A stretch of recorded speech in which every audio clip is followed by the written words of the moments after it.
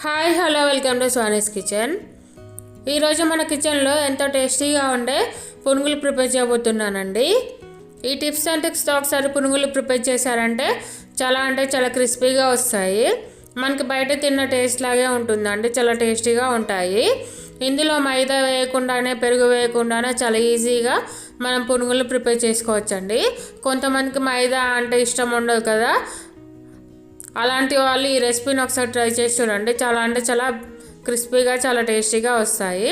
అంతకంటే ముందుగా మన ఛానల్ని ఎవరైనా ఫస్ట్ టైం చూస్తున్నట్లయితే సబ్స్క్రైబ్ చేయండి.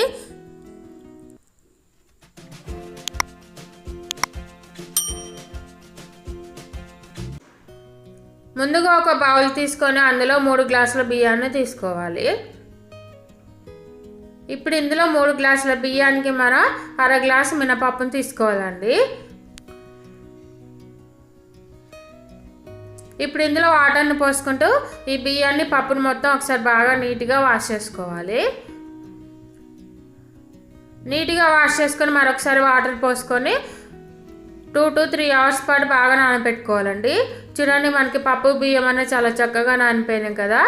ఇప్పుడు ఈ బియ్యాన్ని మనం మిక్సీ జార్లో వేసుకొని గ్రైండ్ చేసుకోవాలి. ఇలా కొంచెంగా వేసుకుంటూ మనం పప్పుని బియ్యాన్ని మొత్తాన్ని ఈ విధంగా మెత్తగా గ్రైండ్ చేసుకోవాలండి.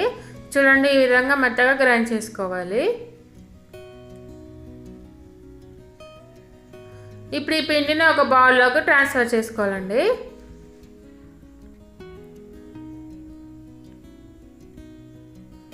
ఇప్పుడు ఈ పిండిలో ఒక 1/2 టేబుల్ స్పూన్ జీలకర్ర, టేస్ట్ సరిపడా సాల్ట్, కొంచెం వంట సోడాని యాడ్ చేసుకోవాలండి. వంట సోడా ఎక్కువగా యాడ్ చేయకూడదు, కొంచెం చిటికెడు యాడ్ చేసుకోవాలండి. ఎక్కువగా యాడ్ చేసినట్లయితే మనకి ఈ పునుగులు అనేది హోల్స్ అనేవి పడిపోతాయి, కాబట్టి కొంచెమే యాడ్ చేసుకోవాలి. ఇప్పుడు ఈ పిండిని మొత్తాన్ని ఒకసారి బాగా కలుపుకుంటూ ఉండాలండి. ఇప్పుడు డీప్ ఫ్రై సరిపడా ఆయిల్ పెట్టుకొని ఆయిల్ వేడాక మనం పునుగుల్లాగా వేసేసుకుంటూ ఉండాలి. చూడండి, ఈ విధంగా మనం వీడియోలో చూపిస్తున్నట్లుగా చిన్న పునుగుల్లాగా వేసుకుంటూ ఉండాలి. వీటిని వెంటనే కలపకుండా కాసేపటి తర్వాత రెండో వైపుకి తిప్పుకుంటూ కలుపుకుంటూ ఉండాలి.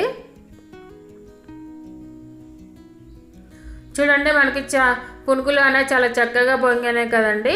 ఈ విధంగా 2 వైపులా తిప్పుకుంటూ గోల్డెన్ రెడ్డిష్ కలర్లోకి వచ్చేంత వరకు బాగా డీప్ ఫ్రై చేసుకుంటూ ఉండాలి. ఈ విధంగా గోల్డెన్ రెడ్డిష్ కలర్లోకి వచ్చాక వీటిని తీసేసుకోవాలండి. మనం పిండి ఎంత చక్కగా కలిపితే మనకి పునుగులు అనేది అంత క్రిస్పీగా వస్తాయండి. మనం ఆయిల్లో వేసినప్పుడు కూడా పేలకుండా ఉంటాయి. కాబట్టి మనం పిండి కలుపుకునేటప్పుడే జాగ్రత్తగా కలుపుకోవాలి. ఉండలు లేకుండా కలుపుకున్నట్లయితే మనం ఆయిల్లో వేసినప్పుడు పునుగులు అనేవి పేలకుండా ఉంటాయండి. కొందరు పునుగులు వేసినప్పుడు పేలుతున్నాయని భయపడుతూ ఉంటారు కదా. ఈసారి పిండిని బాగా కలపండి. బాగా కలిపి ఒకసారి వేసినట్లయితే చాలా బాగా వస్తాయి. చూడండి, మొత్తం పిండిని కూడా ఈ విధంగా పునుగుల్లాగా వేసేసుకుంటూ ఉండాలి. ఈ విధంగా పునుగులను ఒక ప్లేట్లో ట్రాన్స్ఫర్ చేసుకోవాలండి. అంతే అండి, ఎంతో టేస్టీగా ఉండే పునుగులు రెడీ. ఈ పునుగులు మన టమాటో చట్నీతో కానీ, పల్లి చట్నీతో కానీ, పుట్నాల చట్నీతో కానీ తింటే చాలా టేస్టీగా ఉంటాయండి. చూడండి, మనకి పునుగులు అనేవి ఎంత క్రిస్పీగా వచ్చాయో, చాలా బాగా వచ్చాయండి. ఈ విధంగా ఒకసారి ట్రై చేసినట్లయితే మీకు ఎన్ని గంటలు ఉన్నా కానీ గట్టిగా అవ్వకుండా ఉంటాయండి. చాలా సాఫ్ట్గా ఉంటాయి పునుగులు అనేవి. చాలా టేస్టీగా ఉన్నాయండి. ఈ వీడియో మీకు నచ్చినట్లయితే లైక్ చేయండి, షేర్ చేయండి, కామెంట్ చేయండి, సబ్స్క్రైబ్ చేయండి, పక్కన ఉన్న బెల్ ఐకాన్ క్లిక్ చేయండి. అప్పుడే మన ఛానల్లో ఏ వీడియో పెట్టినా కానీ మీకు నోటిఫికేషన్ లాగా వస్తుంది. చూడండి, మనకి పునుగులు అనేది ఎంత సాఫ్ట్గా వచ్చాయో కదా, చూస్తేనే తెలిసిపోతున్నాయి.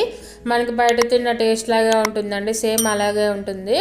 ఈసారి మీ పిల్లలకు స్కూల్ నుంచి వచ్చేలోపు ఈ విధంగా వాళ్ళకి స్నాక్స్ లాగా చేసి పెట్టండి. చాలా ఇష్టంగా తింటారు. మనం బయట తినే బదులు ఇంట్లోనే ఈ విధంగా చేసుకొని తిన్నట్లయితే మన హెల్త్కి చాలా మంచిది కదండి. ఈ రెసిపీ మీరు కూడా ట్రై చేసి మీకు ఏ విధంగా వచ్చిందో నాకు కామెంట్ చేయడం అస్సలు మర్చిపోవద్దు. Please subscribe my channel. Thank you for watching.